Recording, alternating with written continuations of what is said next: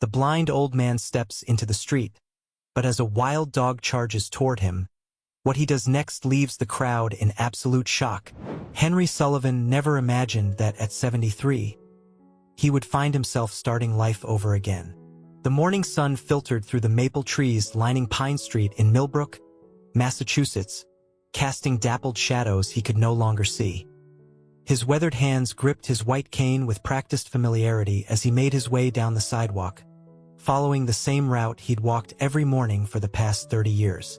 The autumn of 2023 had arrived with its usual parade of colors, brilliant reds, warm oranges, and deep golds that Henry now experienced only in memory. 5 years had passed since macular degeneration had stolen his sight, forcing him to retire from the veterinary practice he'd built from the ground up. The loss of his vision had come just 18 months after burying Margaret, his wife of 45 years, and sometimes Henry wondered if the universe had a particularly cruel sense of timing. The rhythmic tap of his cane against the concrete helped him maintain his bearing as he navigated the familiar territory. Each morning's walk to Murphy's coffee shop was an act of defiance against the darkness that had engulfed his world. The route was exactly 6 blocks, with 4 turns and 3 street crossings. Henry had memorized every crack in the sidewalk, every slight change in elevation, every sound and smell that marked his progress. As he walked, his mind wandered back to the day he'd first opened Sullivan Veterinary Clinic in 1973.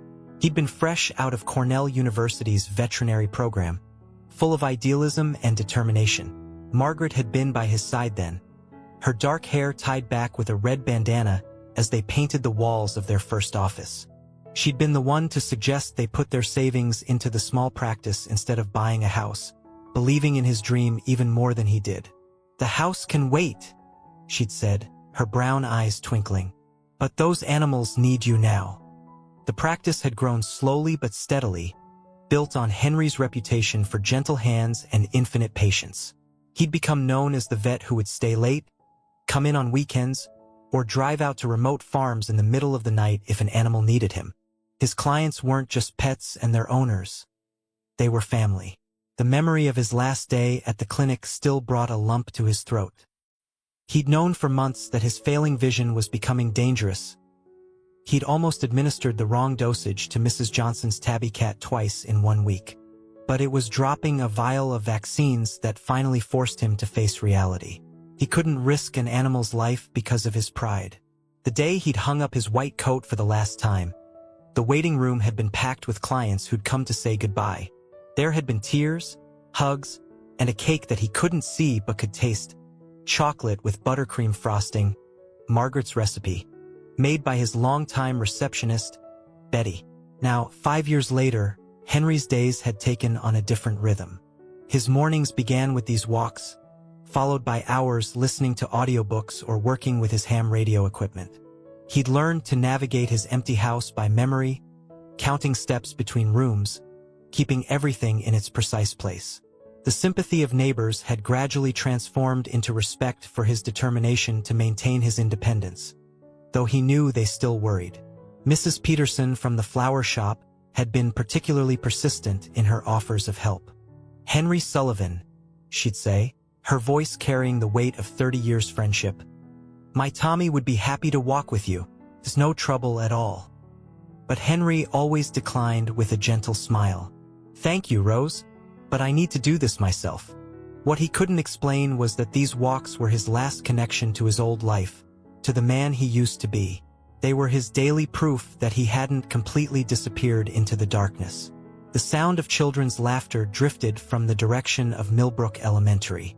Henry checked his watch, the one with raised numbers he could feel with his fingers, and noted it was 7:45 a.m. Right on schedule.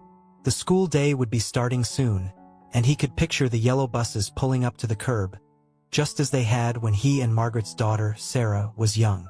Sarah lived in Seattle now, a successful cardiac surgeon with 3 children of her own. She called twice a week like clockwork, her voice carrying the same worried tone that Margaret's had whenever she thought Henry was pushing himself too hard. She'd begged him to move to Seattle after his vision failed, offering him the in-law suite attached to her house. "Dad," she'd pleaded, "you don't have to do everything alone. The kids would love having you here. But Henry knew he couldn't leave Milbrook. Every corner of the town held memories of Margaret.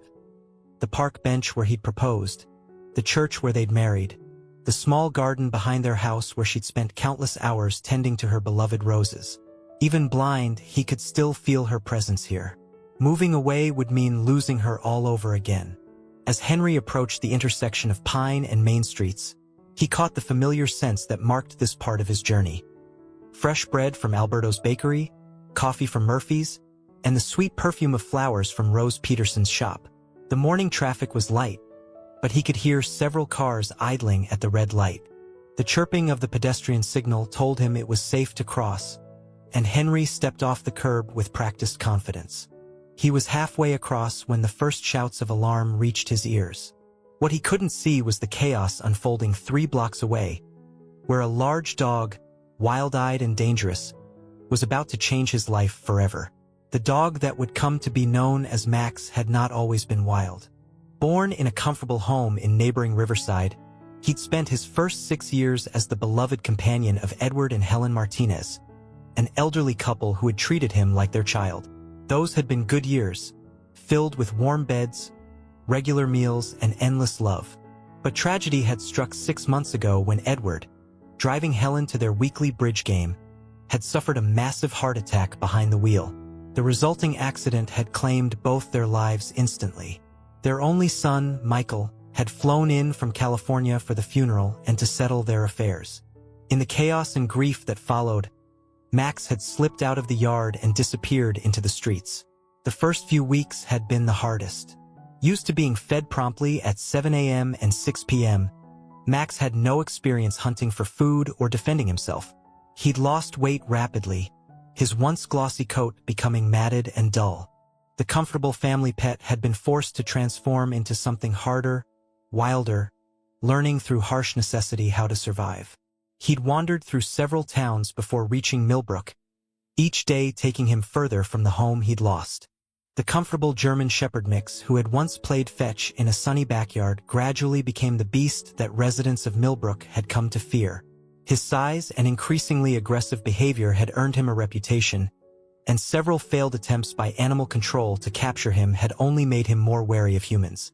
The morning that would change everything had begun like any other in Max's new life. He'd spent the night sheltering under a loading dock behind the Savamart grocery store, his dreams filled with memories of warm hands and soft voices.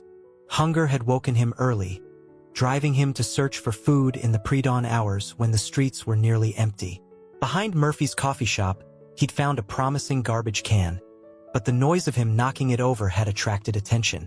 Someone had called animal control, and now the familiar white truck was pursuing him through the streets he'd come to know so well. Officer Jenny Martinez, no relation to Max's former family, had been trying to capture the elusive dog for weeks. At 32, she was the youngest member of Milbrook's animal control team, and she'd made it her personal mission to bring in what locals had taken to calling the ghost dog. She'd spent hours studying his patterns, trying to understand his behavior, and had come closer than anyone to catching him. This morning, she thought she finally had him. She'd coordinated with her team to block off several escape routes, gradually herding him toward a dead-end alley where they could safely tranquilize him. But something had spooked Max before they could execute their plan, sending him bolting down Main Street in a panic. The dog's appearance that morning was particularly frightening. A recent fight with a raccoon had left him with a festering wound on his shoulder, and his matted fur was caked with mud from sleeping rough. His ribs showed clearly through his coat, and his eyes held the dangerous look of a creature pushed too far. As Max rounded the corner onto Pine Street, his powerful legs carrying him at full speed, the morning crowd of commuters and shoppers scattered in panic. Some ducked into doorways while others pressed themselves against buildings, no one willing to risk getting in his way.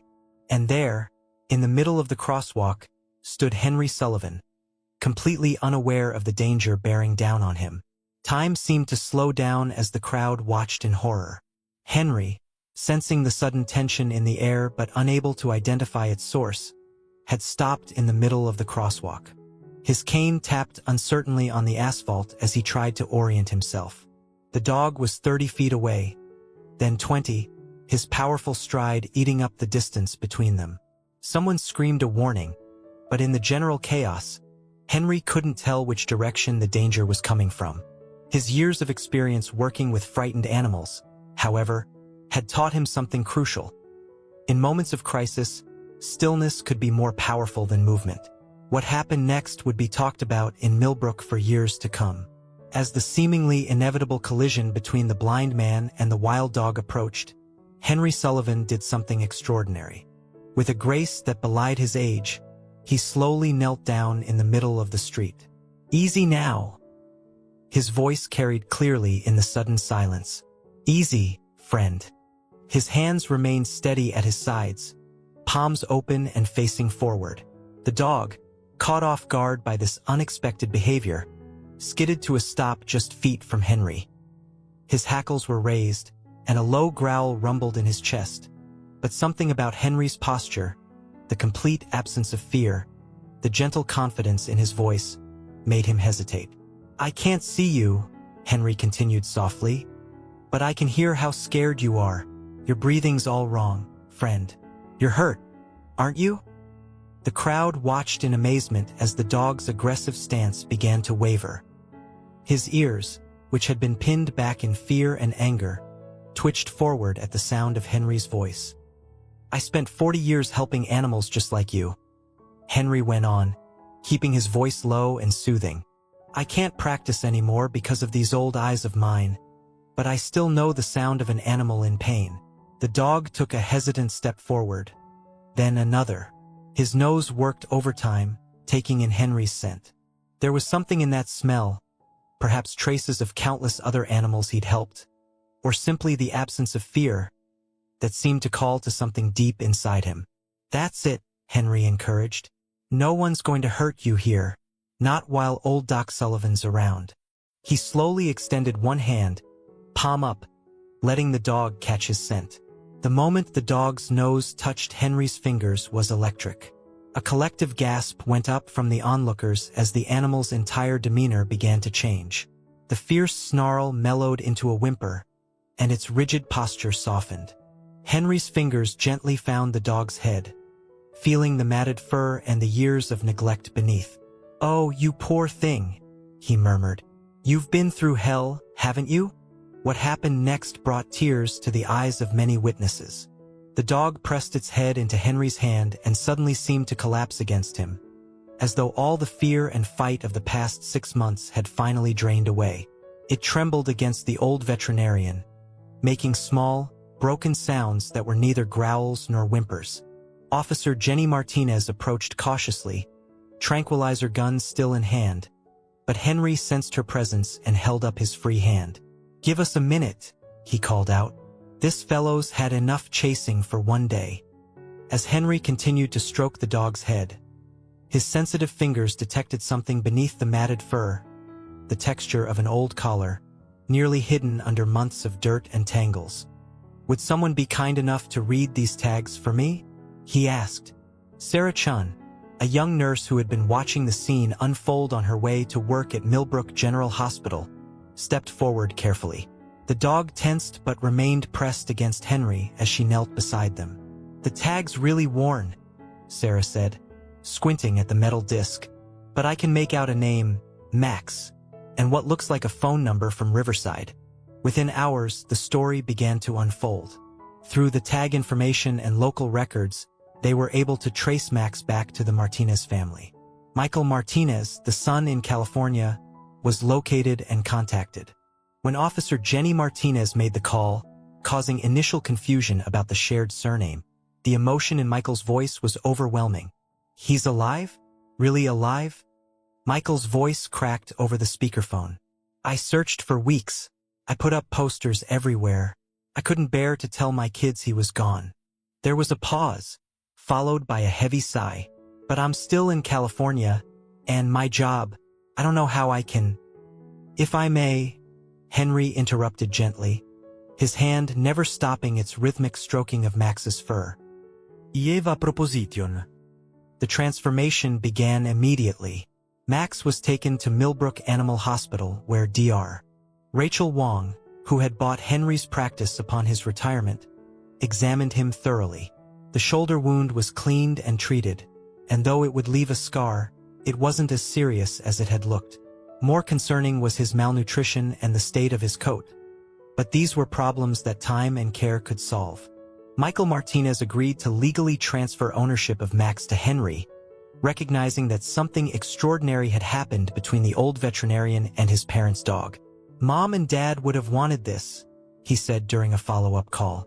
"They always said animals could sense good people." For Henry, Max's arrival marked the beginning of a new chapter in his life. The house that had felt too quiet since Margaret's passing suddenly filled with the sounds of panting, tail wagging, and the click of nails on hardwood floors. Max proved to be an exceptionally intelligent companion, quickly learning to walk perfectly in pace with Henry's cane and to guide him around obstacles. The training hadn't been difficult. It seemed Max had found his purpose. Within weeks, he had transformed from the terror of Milbrook into Henry's constant guardian. The dog who had once sent people fleeing in fear now drew smiles and greetings wherever they went. Their morning walks to Murphy's became a favorite sight in town. Max would guide Henry expertly through the morning crowd, stopping at curbs and waiting patiently while his master enjoyed his coffee and morning conversation. The coffee shop's owner, Patrick Murphy, even installed a special water bowl just for Max, complete with his name painted on the side. But the impact of their story reached far beyond their daily routine. Word spread, first through local newspapers, then regional ones. A reporter from the Boston Globe wrote a feature article that caught national attention. Soon, Henry found himself invited to speak at animal welfare events, sharing his story and his lifetime of experience working with animals. Sarah Chun, the nurse who had read Max's tag that first day, became a regular visitor. Her daughter Emily, who had been terrified of dogs after a frightening encounter as a toddler, began to overcome her fear through Max's gentle patience. This led Sarah to propose a therapy dog program at Milbrook General Hospital, with Henry and Max as consultants. The local animal shelter saw a surge in adoptions, particularly of older and harder-to-place dogs. People often cited Henry and Max's story as their inspiration, proving that every animal deserved a second chance.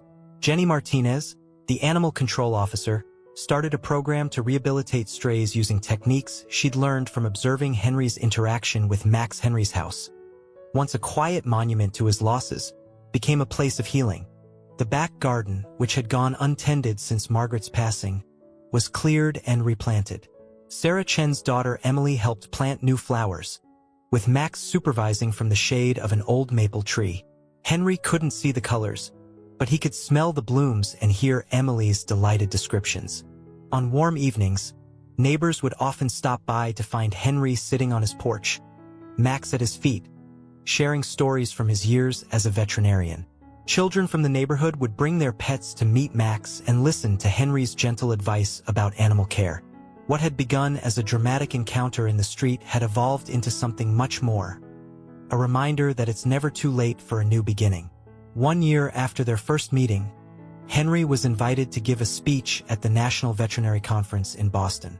With Max by his side, Henry stood before an audience of over 1,000 veterinary professionals, his white cane in one hand, his other resting gently on Max's head. "People often ask me what I saw in Max that day," Henry began, his voice strong and clear. "The irony, of course, is that I couldn't see anything at all.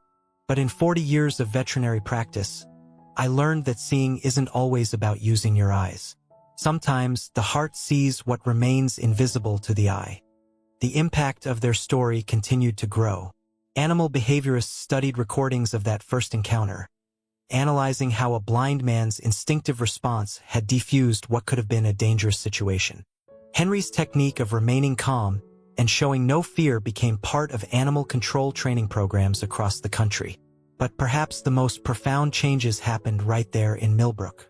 The town council, inspired by Henry and Max's story, approved funding for a new animal rehabilitation center. The Sullivan Martinez Animal Sanctuary, named in honor of both Henry and Max's original family, opened its doors 18 months after their famous encounter. The sanctuary specialized in working with animals that other shelters had deemed too difficult to place. Henry served as a consultant, and though he couldn't see the animals, his expertise in reading their sounds and behavior proved invaluable. Max often accompanied him, his calm presence helping to soothe other nervous animals. Sarah Chen's therapy dog program at Milbrook General Hospital exceeded all expectations. Max became a regular visitor to the children's ward, where his gentle nature and patient demeanor helped young patients forget their fears and pain. The sight of the once feared stray now bringing comfort to sick children became a powerful symbol of transformation. Emily Chun, now 11, started a junior volunteer program at the sanctuary. If a scared dog like Max could become so good, she told a local reporter, then any animal can change if we give them a chance. Her words became the sanctuary's unofficial motto. The story even reached Hollywood, with several producers expressing interest in making a film about Henry and Max. Henry declined all offers, preferring to focus on their work in the community. Some stories, he would say, are better lived than watched. 2 years after their meeting, Henry received a surprise visit from Michael Martinez, Max's former owner. Michael had flown in from California with his children, wanting them to meet the dog their grandparents had loved and the man who had given him a new life. The reunion was emotional. Max remembered Michael, greeting him with a joyful bark, but never strayed far from Henry's side. Michael's children were fascinated by the story, especially when they saw the old photographs of Max with their grandparents. "You know," Michael said to Henry, wiping tears from his eyes, "my parents always said that everything happens for a reason. I think they would say this was meant to be." The ripples continued to spread. Other towns began implementing similar programs, reaching out to Henry for guidance. The Sullivan method, as it came to be known, emphasized patience, understanding, and the recognition that every animal's aggression was rooted in fear or pain. On quiet evenings, Henry would sit in his garden, Max's head resting on his knee, and reflect on the strange turns life could take. The loss of his sight, which had seemed like the end of his useful life, had ultimately led to this new beginning. He couldn't see the sunset anymore, but he could feel its warmth on his face and hear the evening birds singing their farewell to the day. Margaret's presence still filled the house, but now it felt less like a museum of memories and more like a living testament to love's ability to evolve and grow. He often thought she would have loved Max, would have delighted in seeing how this frightened, aggressive stray had become such a gentle soul. As the years passed, Henry and Max's story became part of Milbrook's identity. The bench where they'd first met was marked with a bronze plaque. On this spot, in the autumn of 2023, a blind man taught us all to see with our hearts. The Sullivan Martinez Animal Sanctuary grew into one of the most successful rehabilitation centers in New England. Its success rate with difficult cases drew attention from animal welfare organizations worldwide. Henry's approach, treating each animal's fear rather than its aggression, revolutionized how many shelters dealt with troubled animals. Max, though graying around the muzzle now, remained Henry's constant companion. Their morning walks became a bit shorter, their pace a bit slower, but their bond only grew stronger. They were a familiar sight in town. The elderly blind man and his faithful dog, each having saved the other in their own way. The therapy dog program at Milbrook General expanded to include regular visits to the oncology ward and the rehabilitation center. Other dogs joined the program, but Max remained special to the long-term patients who had watched his story unfold. Sarah Chen's daughter Emily, inspired by her experiences with Max, decided to pursue veterinary medicine. Dr. Sullivan showed me that healing isn't just about medicine, she wrote in her college application essay.